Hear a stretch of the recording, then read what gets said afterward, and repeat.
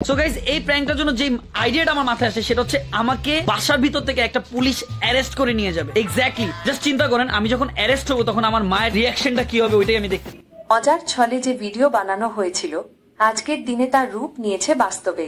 তবে রয়েছে নজরকাড়া কিছু পার্থক্য।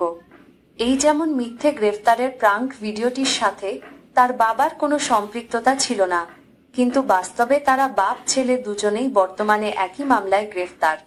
আর প্রাঙ্ক ভিডিওতে সে দেখতে চেয়েছিল তার গ্রেফতারের পর মায়ের অনুভূতি, কিন্তু বাস্তবে দেখতে হয়েছে স্ত্রীর আহাজারি। প্রাঙ্ক ভিডিওতে সে গ্রেফতারের পর সুস্থ সবল সুন্দর ছিল, কিন্তু বাস্তবে গ্রেফতারের পর সে করেছে অসুস্থতার নাটক। প্রাঙ্ক ভিডিওতে গ্রেফতার হওয়ার পরিস্থিতিতে পড়ে স্ত্রী অন্তঃসত্ত্বা ওমরা হজ করে এসেছে এসব জানানোর পর কোরআন শরীফের শপথ করে না পালানোর অঙ্গীকার করেনি, কিন্তু বাস্তবে এসব বলে সে না পালানোর অঙ্গীকার করেছে।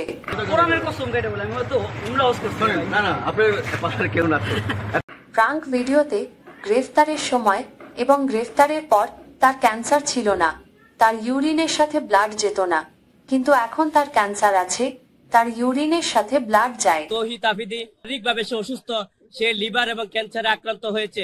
মহামান্য হাইকোর্ট ডিভিশনের আপনি ডিভিশনে সুস্পষ্ট আছে, যদি কোনো ব্যক্তি অসুস্থ হয়, মহিলা হয়, প্রতিবন্ধী হয় এবং তাহলে তার রিমান্ড দেওয়া যাবে না। ও বিজ্ঞ আদালতে কিডনি রোগের কথা বলছে, তার স্ত্রীর প্রেগনেন্সির কথা বলেছে, তার স্ত্রী 6 মান্থ প্রেগনেন্ট সেটা বলছে, তার প্রস্রাবে ব্লাড যায়, সেই কথাগুলো সে বলেছে। আসামি যখনই ধরা পড়ে বিভিন্ন কাগজপত্র তৈরি আছে, সে দেখতে চলাফেরা তার কোনো কমতি না। এখন সে আদালতে আছে, তারা কিছু কাগজপত্র বানিয়ে নিয়ে আসছে, এগুলা ফেক হতে পারে। এটা আমরা সবাই জানি যে 24-এর গণ অভ্যুত্থানে হাসিনার পক্ষে গলা ফাটিয়ে হাসিনার গণহত্যাকে সমর্থন জানানোর কারণে বর্তমানে হত্যা মামলায় আসামি আফ্রিদি। কিন্তু ভিপি নূর দাবি করেন আফ্রিদি ও তার বাবার গ্রেফতার একটি সুপরিকল্পিত ষড়যন্ত্র। মাইটিভি দখল করার জন্য নাকি একদল প্রভাবশালী ব্যক্তি ডিজিটাল মব তৈরি করে আফ্রিদি ও তার বাবাকে গ্রেফতার করিয়েছে। কিন্তু বাস্তবতা হল 2010 সালে বিলকিস জাহান নামে এক উদ্যোগী নারী প্রতিষ্ঠা করেন মাইটিভি। সেই সময় আফ্রিদির বাবা নাসির উদ্দিন সাথী ছিলেন ভিডিও এডিটর। তিনি নাটক সিনেমার ভিডিও ঘুরে ঘুরে বিভিন্ন টেলিভিশনে বিক্রি করতেন। সেই সুবাদে মাইটিভিতে তার পদচারণা ছিল। পরবর্তীতে স্বামীর অসুস্থতায় আমেরিকা যান বিলকিস জাহান। সেই সুযোগে অন্য নারীকে বিলকিস জাহান সাজিয়ে জাল দলিল ও ফ্যাসিস্ট হাসিনা সরকারের রাজনৈতিক প্রভাব কাজে লাগিয়ে টেলিভিশনটি দখল করে নেন নাসির উদ্দিন সাথী। অর্থাৎ নাসির উদ্দিন সাথী নিজেই একজন দখলদার, আর ভিপি নূর এই দখলদারের বিচারকে ষড়যন্ত্র বলে সাফাই গাইছেন। আমি যেটা শুনেছি যে তারা শেয়ার চান 50% শেয়ার এবং 5 কোটি টাকা চান, যে এখানে তিনি অনেক ইনকাম টিনকাম করছেন, না হলে তার ওখানে এই লোকজন পাঠিয়ে ভাঙচুর করা হবে, হামলা করা হবে। 5ই আগস্টের পর তো অনেক জায়গায় হয়েছে। সেই জায়গা থেকে আমি যতদূর জানি এতদিন তাদের একটা বোঝাপড়া ছিল, টাকা দিবে বা মালিকানা দিবে, এখন শেষ পর্যন্ত হয় নাই।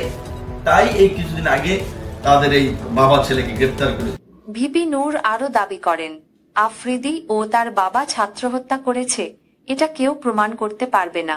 তাহলে কেন এই নাটক? চিন্তা করুন একবার।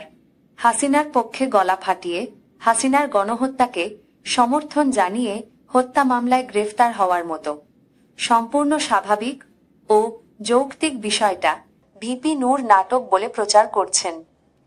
কিছু তথাকথিত রাজনীতিক 24-এর গণ অভ্যুত্থান পরবর্তী যতবার রং পাল্টিয়েছেন এবং আগামীতে আরো যতবার রং পাল্টাবেন, আজকালকার মোবাইল ফোনের সুপার অ্যামোলেড ডিসপ্লেতেও হয়তো ততগুলো রং সাপোর্ট পাওয়া যাবে না।